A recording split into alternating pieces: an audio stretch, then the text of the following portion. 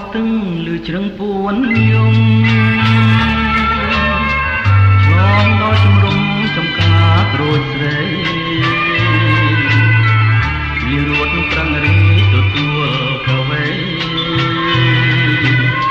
ផ្លែតែរូបស្រីមិនឃើញថែនត្រាអូនដើរបែកក្រូចបងលួចមើលមុំចំការស្រីធំជាច្រើនហិកតាសាមកចំផ្លែសង្កែចេញកា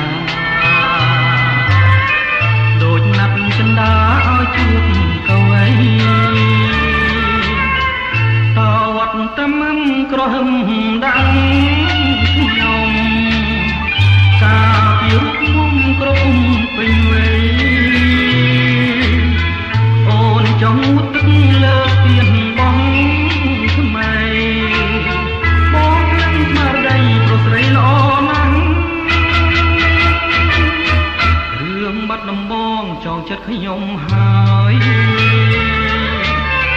នឹងសង្កែអើយកុំហូរបញ្ច្រាំង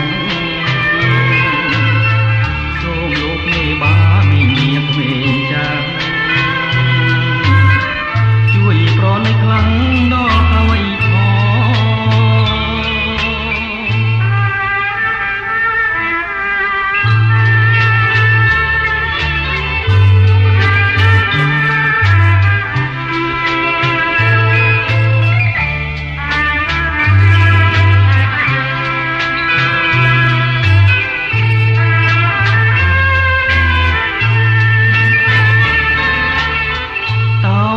ត្មឹមក្រហមដាំងខ្ញុំ